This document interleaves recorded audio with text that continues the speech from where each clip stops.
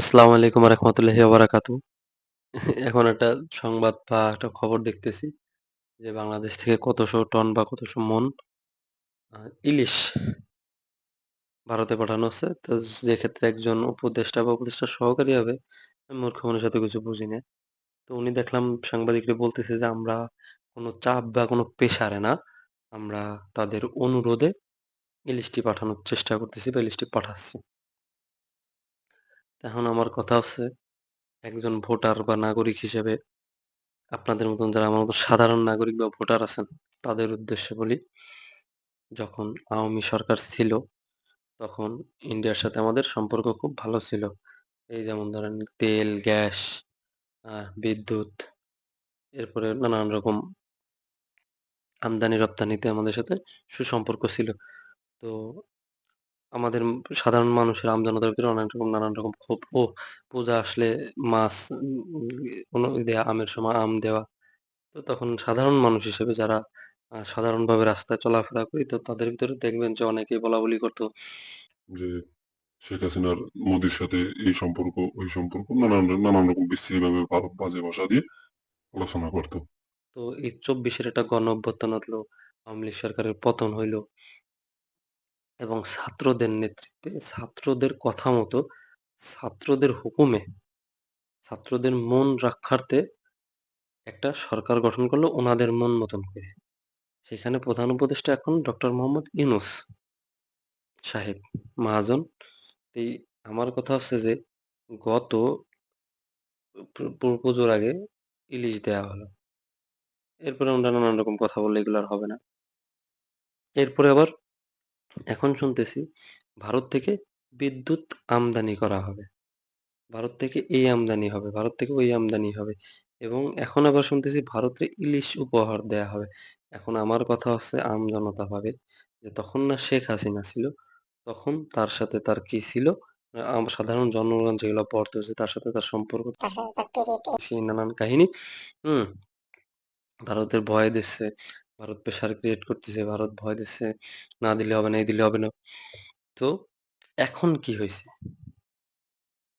এখন কিভাবে অনুরোধ রাখেন আপনারা? তো এখন আপনাদের সাথে কি সম্পর্ক? এখন আপনাদের সাথে কি সম্পর্ক? আ এখন আপনাদের সাথে কি যে এটা সমকামী সম্পর্ক। হ্যাঁ? আপনার সাথে কি সম্পর্ক এখন?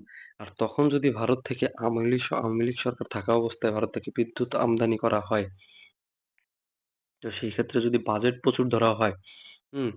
তো ওই ট্যাক্স বা কমিশনের টাকা যদি আওয়ামী সরকারের ঘাঁটিতে যায়, তাহলে এখন আমি একজন সাধারণ নাগরিক বা ভোটার হিসেবে বলতে পারি যে, তাহলে এই যে এখন যে বিদ্যুৎ চুক্তি বা ইলিশ আমদানি-রপ্তানি বা ইলিশে যে অতিথি আপ্যায়ন রক্ষার্থে যে কাজগুলা করা হচ্ছে বা বিভিন্ন আমদানি-রপ্তানির ক্ষেত্রে, তাহলে এইখানের যে কমিশন বা এখানে যে হিউজ পরিমাণে যে টাকাটা, এই টাকাটাও করছি যে আ অবশ্যই এই সরকারের কেউ না কেউ আত্মসাৎ করতেছে। এটা তো আর মিথ্যা না।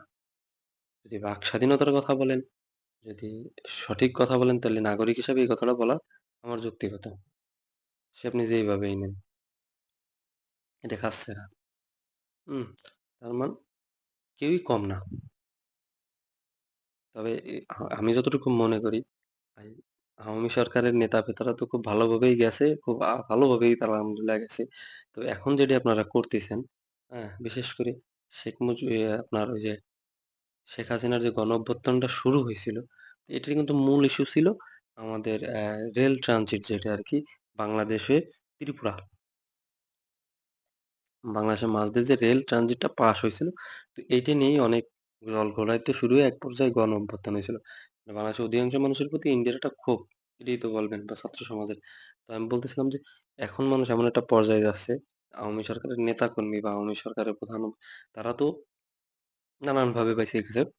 কিন্তু কিছুদিন আগে ভুটানে যে জিনিসটা দেখছেন, ওনাদের যে এমপি মন্ত্রীদের কিভাবে উলঙ্গ করে বের হইছে।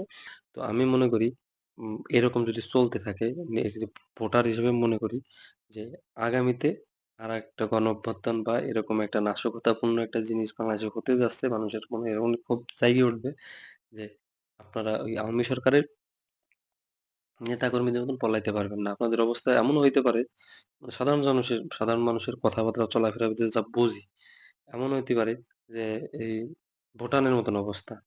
মনে করেন আপনি আন্ডারপ্যান্ট পরবেন, আন্ডারপ্যান্ট পরে এটা নদীতে ঝাঁপ দিবেন, এরপরেও মানুষ লাফায়, লাফায় যে আপনার জিবির খাইবে। মানে এমন একটা অবস্থা সৃষ্টি হইতে পারে। হতেই পারে, হবে করছি না। এইটুকুই যে ওরা যদি এইসব করে যদি ওরা ফ্যাসিস্ট হয়, দোসর হয়, এই হয়, সেই হয়, তাহলে এখনো আপনারা এর থেকে কোনো অংশে কম না।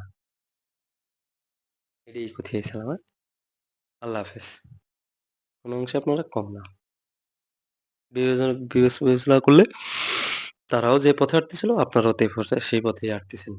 সংস্কার শুধু আপনাদের একটা মানে মৌখিক বা বাংলার মানুষ আবেগপ্রেমী তাকে এই আপনার দুর্বল পয়েন্ট মানে দুর্বল করার জন্য এটা সংস্কার একটা স্লোগান হয়ে গেছে শুধু।